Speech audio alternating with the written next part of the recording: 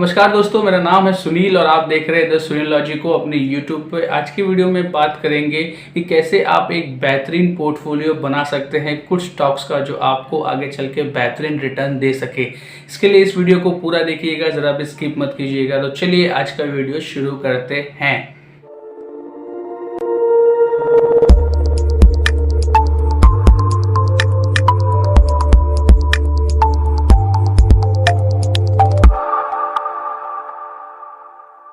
दोस्तों, एक अच्छा पोर्टफोलियो बनाने के लिए आपको एक वेल मैनेज डाइवर्सिफाइड पोर्टफोलियो बनाना होगा। वेल मैनेज डाइवर्सिफाइड यानी कि आपको आपके पूरे पैसे को एक ही सेक्टर के स्टॉक्स में नहीं लगा देना है। आपको डिफरेंट सेक्टर्स ढूंढने हैं और उन सेक्टर्स में जो उनकी नंबर 1 और नंबर 2 कंपनियां हैं उन्हें ढूंढ के उन कंपनियों में आपको आपके पैसे को इन्वेस्ट करना है।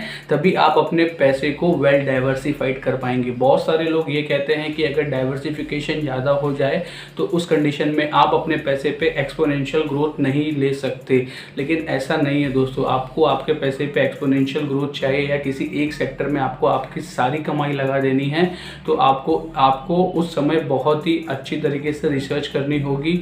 आपको फुल टाइम एक इन्वेस्टर बनना पड़ेगा, तब जाके आप अपने पैसे को एक ही सेक्टर में पूरा लगा के बैठ के आराम से बढ़िया से रिटर्न ले सकते हैं। लेकिन अगर आप अपने बिजनेस और अपनी जॉब के साथ में इन्वेस्टमेंट करते हैं तो आपको एक डाइवर्सिफिकेशन की ज़रूरत है इस कंडीशन में अपने पैसे को इन्वेस्ट करने के लिए, क्योंकि इन्वेस्टमेंट में रिटर्न बनाने से ज़्यादा दोस्तों अपने कैपिटल को प्रोटेक्ट करने की ज़रूरत होती है। दोस्तों, एक अच्छा पोर्टफोलियो बनाने के लिए आपको 4 क्वाड्रेंट्स को ज़्यादा ध्यान में रखना चाहिए। 4 क्वाड्रेंट्स कुछ इस प्रकार से हैं कि आपको क्या खरीदना है, व्हाट टू बाय, और आपको कब खरीदना है, व्हेन टू बाय, और आपको कितना खरीदना है, क्वांटिटी टू बाय। और आपको ये सारी चीज़ें फॉलो करने के बाद जो आपके स्टॉक्स पोर्टफोलियो में बचे हैं उनको कब बेचना है, यानी कि व्हेन टू सेल। ये 4 क्वाड्रेंट्स अगर आप बहुत बारीकी से ध्यान में रखेंगे इन्वेस्टमेंट करने के लिए तो आप एक बेहतरीन पोर्टफोलियो बना सकते हैं। तो दोस्तों, आज के वीडियो का जो पहला क्वाड्रेंट है जिसे हम फॉलो करके एक बढ़िया पोर्टफोलियो बना सकते हैं वो है कि what to buy. What to buy आपको ये क्वेश्चन जनरेट होगा जब आप अपने पैसे को इन्वेस्ट करना स्टार्ट करेंगे। दोस्तों, अगर मान लीजिए एग्जांपल के थ्रू समझने की कोशिश करते हैं कि आपके पास 5 लाख रुपए हैं और आप इसे इन्वेस्ट करना चाहते हैं शेयर मार्केट में, कुछ स्टॉक्स खरीदना चाहते हैं, तो आप 5 लाख रुपए किसी एक कंपनी या किसी एक सेक्टर की अलग अलग कंपनियों में अगर डाल देंगे तो उस कंडीशन में आपका पैसा वेल डाइवर्सिफाइड नहीं होगा। इस कंडीशन में अच्छा पोर्टफोलियो बनाने के लिए आपको 5 अलग अलग सेक्टर्स ढूंढने चाहिए जो कि अपने टाइम में बेहतरीन सेक्टर हैं, यानी कि एवरग्रीन सेक्टर्स हैं। अगर इस साल ये सेक्टर्स नहीं चलेंगे तो इसके अगले साल ये सेक्टर्स चलेंगे। इस प्रकार के सेक्टर्स ढूंढ के आप उन 5 लाख रुपए को इन्वेस्ट करेंगे तो आप एक बेहतरीन पोर्टफोलियो बना पाएंगे। दोस्तों, बेहतरीन सेक्टर्स का नाम लिया जाए तो उसमें फार्मा, IT, बैंक, FMCG और ऑटोमोबाइल जैसे सेक्टर्स हैं। आप अपने ज़रूरत के हिसाब से, अपने पसंद के हिसाब से केमिकल्स और एंटरटेनमेंट और एक्सेट्रा जैसे बहुत सारे सेक्टर्स हैं उनको भी इन्वॉल्व कर सकते हैं। अब इन सेक्टर्स में आपको इनकी नंबर 1 और नंबर 2 कंपनियां फाइंड आउट करनी है। आप सर्च कर सकते हैं गूगल सर्च इंजन पे, आपको ईजिली मिल सकता है कि FMCG में नंबर 1 नंबर 2 की कंपनियाँ कौन सी है, IT सेक्टर में नंबर 1 नंबर 2 की कंपनियाँ कौन सी है, फार्मा में कौन सी कंपनियाँ हैं। तो आप गूगल करके उन कंपनियों के नाम फाइंड आउट कर सकते हैं, उनके रिजल्ट देख सकते हैं। उनके रिजल्ट में आपको ध्यान देना है कि इन कंपनियों पे डेप्ट बहुत कम होना चाहिए। डेप्ट यानी कि कर्जा इन कंपनियों का बहुत कम होना चाहिए। उस कंडीशन में आप अपने पैसे को इन्वेस्ट कर सकते हैं इन कंपनियों में। दोस्तों, व्हाट टू बाय फिक्स हो जाने के बाद, यानी कि आपको इस मार्केट में किस स्टॉक में इन्वेस्ट करना है ये आप डिसाइड कर लेते हैं। उसके बाद आता है व्हेन टू बाय, यानी कि उस स्टॉक में एंट्री आपको कब लेना है। अगर आपके द्वारा सिलेक्ट किया गया आपका स्टॉक ऑल टाइम हाई पे बैठा हुआ है तो उस कंडीशन में आपको उस स्टॉक को वेट पे रखना है, यानी कि थोड़ा सा साइड में रखना है, वॉच लिस्ट में लगा के। उसमें आप देख सकते हैं कि आपके ऑल टाइम हाई से वो स्टॉक कब 10 to 15% करेक्ट होता है, तब जाके आपको फर्स्ट टाइम उस स्टॉक में एंट्री लेना है। अब आपको एंट्री लेने के टाइम पे ये क्वेश्चन जनरेट होगा कि क्वांटिटी टू बाय, यानी कि कितनी क्वांटिटी आपको उस टाइम पे फर्स्ट टाइम एंट्री लेना है उस स्टॉक में। तो क्वांटिटी टू बाय में आप ये समझिए कि अगर आपने किसी सेक्टर की किसी स्टॉक में 1 लाख रुपए इन्वेस्ट करने की सोची है तो उस 1 लाख रुपए को आपको 3 पार्ट में डिवाइड करना है, यानी कि 33,000। अब आपको 3 पार्ट में उस स्टॉक में इन्वेस्ट करना है। तो उस कंडीशन में अगर आपका stock all time high high से 10 to 15% करेक्ट होता है तब आपको 33,000 रुपीज़ इन्वेस्ट करना है, यानी कि अपने जो टोटल अमाउंट का 33% उस स्टॉक में इन्वेस्ट करना है।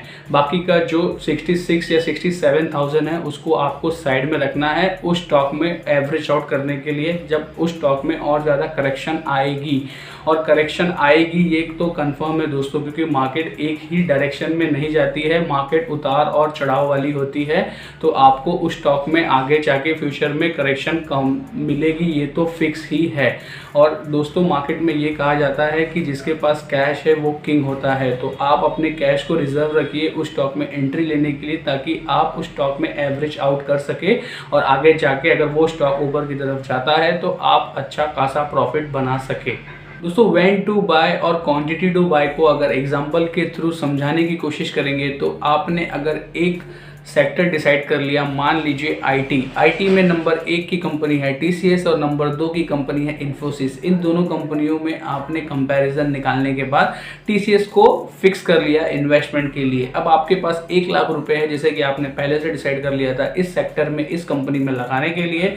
उस कंडीशन में आप 33,000 रुपीज़ की इसमें इन्वेस्टमेंट करेंगे।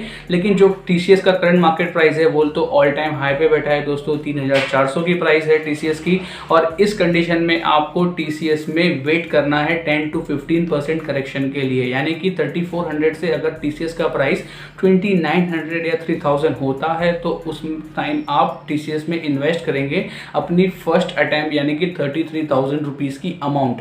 आपको उसके बाद और फर्दर वेट करना है इस स्टॉक में करेक्शन आने के लिए। दोस्तों 33% आपकी जो इन्वेस्टमेंट अमाउंट आपके स्टॉक में पहली बार चली जाती है, तो बाकी बचे हुए 66% अमाउंट जो आपका है आपके पास अभी, उसको भी आपको 2 पार्ट में डिवाइड कर लेना है, यानी कि 33,000 का 2 आपको लॉट बना के रखना है। अगर उस स्टॉक में यानी कि टीसीएस में 2900 के बाद और आगे करेक्शन आती है, टीसीएस 25-2600 का आपको और मिलता है फ्यूचर में, तो आप उस स्टॉक में एक 33,000 और इन्वेस्ट कर सकते हैं। और उसके बाद अगर 2, 4, 6 महीने बाद, 1 साल 2 साल के बाद उसमें बहुत हैवी करेक्शन आता है दोस्तों, तो उस कंडीशन में आपके पास 33,000 रुपीज़ और पड़े हैं उस स्टॉक को एवरेज आउट करने के लिए। तो दोस्तों जो मार्केट में कैश इज़ अ किंग वाला फॉर्मूला है वो आप हमेशा किसी स्टॉक में लगा के बना सकते हैं, क्योंकि आपके पास पैसे रहेंगे तो आप स्टॉक को एवरेज आउट करते रहेंगे टाइम टू टाइम। दोस्तों when to buy, what to buy और क्वांटिटी टू बाय आपका हो जाने के बाद आपका अगला क्वाड्रेंट आता है when to sell a stock, यानी कि किसी स्टॉक को कब बेचना है। दोस्तों स्टॉक में एंट्री तो बहुत सारे लोग ले लेते हैं, लेकिन उनके पास कोई भी प्लान नहीं होता है स्टॉक में एग्जिट लेने के लिए। एग्जिट भी बहुत इंपॉर्टेंट है, किसी स्टॉक में अपने प्रॉफिट को बुक करना भी इम्पॉर्टेंट है दोस्तों। तो दोस्तों स्टॉक में एंट्री लेने के बाद आपके पास एग्जिट स्ट्रेटेजी भी होनी चाहिए। मार्केट में बने रहने के लिए सबसे इंपॉर्टेंट है buy a stock at undervalued and sell a stock at overvalued, यानी कि किसी भी स्टॉक अगर उसका प्राइस अभी अंडर वैल्यूड है तो आपको उस स्टॉक में एंट्री लेनी चाहिए, और अगर किसी भी स्टॉक का प्राइस उसके करंट मार्केट प्राइस को ओवर वैल्यूड बता रहा है तो आपको हमेशा उस स्टॉक में अपने प्रॉफिट को बुक कर लेना चाहिए। दोस्तों अंडर वैल्यूड और ओवर वैल्यूड के कॉन्सेप्ट को अगर एग्जांपल के थ्रू समझने की कोशिश करते हैं तो आपने किसी रेस्टोरेंट में ऑरेंज जूस का ऑर्डर दिया मान लीजिए, और आपने वो 200 ml ऑरेंज जूस के रेस्टोरेंट में पे किए 50 रुपीज़।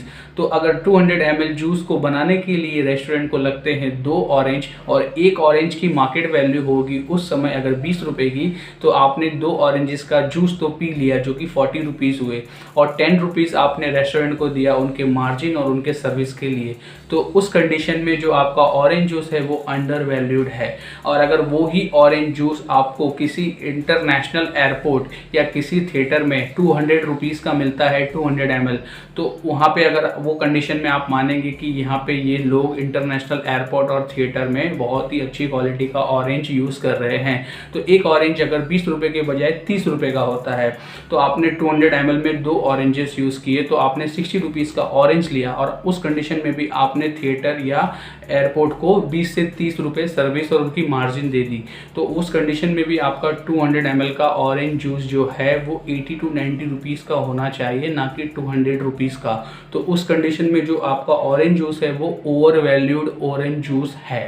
तो स्टॉक को हमेशा अंडर वैल्यूड पिक कीजिए और खरीदिए, और स्टॉक का प्राइस जब ऊपर चला जाए और ऐसा लगे कि अब स्टॉक का जो प्राइस है वो ओवर वैल्यूड है, यानी कि उसकी वैल्यू से ज़्यादा का प्राइस आपको मार्केट दिखा रहा है, तो उस कंडीशन में आप उस स्टॉक में प्रॉफिट बुक कर लीजिए। दोस्तों, व्हेन टू सेल के कॉन्सेप्ट के लिए आपको 4 पॉइंट्स को बहुत ध्यान से रखना है और ध्यान में रख के ही आप उस स्टॉक में एग्जिट ले सकते हैं। नंबर 1 पॉइंट है, अगर आपने किसी स्टॉक को परचेस किया है और उस स्टॉक का प्राइस कुछ सालों में डबल हो जाता है, तो उस कंडीशन में आपको आपकी आधी होल्डिंग्स सेल कर देनी है। अगर एग्जाम्पल के थ्रू समझेंगे तो मान लीजिए आपने TCS को 2500 रुपये पे बाय किया था और आगे आने वाले 2 से 3 साल के बाद TCS अगर आपको 5000 रुपये की दिखती है, तो उस कंडीशन में आपको TCS में आपका 50% स्टेक बेच देना है, यानी कि आपको आधी क्वांटिटी उस टाइम पे 5000 के भाव में TCS में बेच देनी है और प्रॉफिट बुक कर लेना है। दोस्तों, बहुत सारे लोग इस प्रॉफिट को बुक नहीं करते,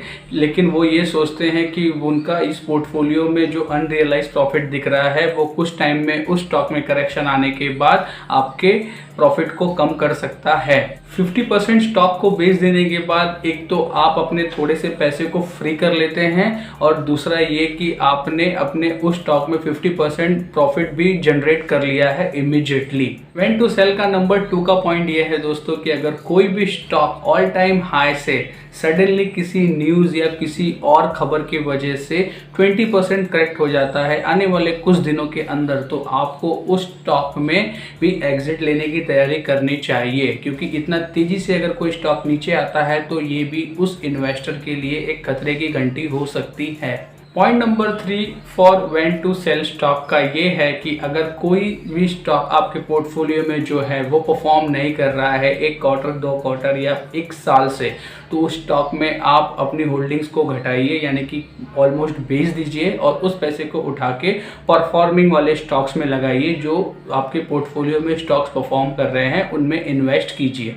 पॉइंट नंबर 4, अगर आपका पोर्टफोलियो प्रॉफिट में है और अगर इस कंट्री की गवर्नमेंट चेंज हो रही है, तो आपको आपके पोर्टफोलियो में प्रॉफिट बुकिंग कर लेनी चाहिए, क्योंकि गवर्नमेंट चेंज हो जाने के बाद बहुत सारे रूल्स एंड रेगुलेशन, बहुत सारी जो गवर्नमेंट्स की पिछली गवर्नमेंट्स की बनाई हुई स्कीम्स चेंज हो जाती है। तो आने वाली गवर्नमेंट्स आपको किस प्रकार से कौन से सेक्टर्स को बेनिफिट देगी ये कुछ भी फिक्स नहीं है। तो अगर आपका पोर्टफोलियो इस कंडीशन में गवर्नमेंट चेंज होने से पहले प्रॉफिट में है तो प्रॉफिट को बुक कर लीजिए। दोस्तों, बहुत सारे investor long term capital gain जैसे टैक्स पे कुछ परसेंटेज बचाने के लिए भी अपने लॉन्ग टर्म पोर्टफोलियो में सेलिंग करते हैं, लेकिन दोस्तों उस लॉन्ग टर्म पोर्टफोलियो में बने रह के आप अच्छा खासा प्रॉफिट जनरेट कर सकते हैं। तो थोड़े से परसेंटेज के लिए अपने लॉन्ग टर्म पोर्टफोलियो को न बेचें। और दोस्तों, बहुत सारे इन्वेस्टर डिविडेंड डिक्लेयर हो जाने के बाद भी स्टॉक में एंट्री लेते हैं। कुछ चिल्लर कमाने के लिए आप इतना ज़्यादा पैसा क्यों इन्वेस्ट कर रहे हैं, जबकि डिविडेंड डिक्लेयर हो जाने के बाद ज़्यादातर कंपनियों में करेक्शन से आते हैं। दोस्तों, ये था आज का video, how to build a good portfolio. एक अच्छा पोर्टफोलियो बनाने के लिए आपको ये 4 पॉइंट कंसीडर करने चाहिए। What to buy, when to buy, quantity to buy और व्हेन टू सेल, ये 4 पॉइंट्स को ध्यान में रखिए और आप भी एक बेहतरीन पोर्टफोलियो बना सकते हैं इस स्टॉक मार्केट में। दोस्तों, ये मिथ है कि स्टॉक मार्केट में पैसे कमाने के लिए आपको बहुत सारे पैसे की ज़रूरत है।